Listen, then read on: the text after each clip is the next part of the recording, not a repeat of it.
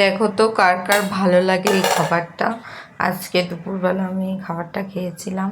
চিড়ে ছিল আর সাথে অনেক রকমের ফল ছিল, কিশমিশ ছিল, খেজুর ছিল, তার সঙ্গে দুধ দিয়েছিলাম অল্প একটু, হ্যাঁ চিনি দিয়েছিলাম, দই দিয়েছিলাম। তো এগুলোকে সব মেখে আমি খেয়েছিলাম। ভালো লাগে বেশ।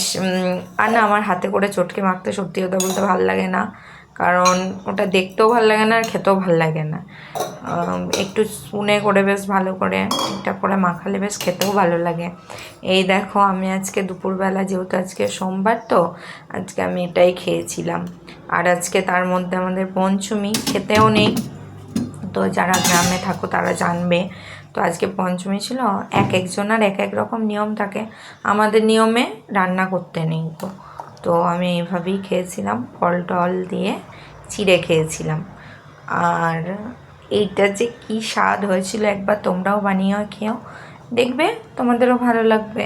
এই দেখো আমি তো বানিয়ে ফেললাম চটজলদি, তোমরাও বানিয়ে খাও, দেখো ভালো লাগবে। এর সঙ্গে ম্যাঙ্গো ছিল, তো বানানা ছিল, আর অ্যাপেল ছিল, সমস্ত রকম ফল দিয়ে আমি মেখে দিয়েছিলাম।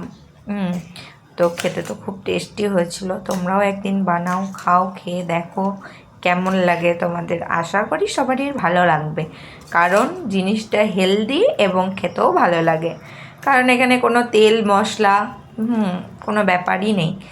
তো দেখো কি সুন্দর লাগছে না? যে জিনিসটা না দেখতে ভালো হয় সেই জিনিসটা খেতেও ভালো হয়। চলো আজকের ভিডিওটা এই পর্যন্ত, বাই।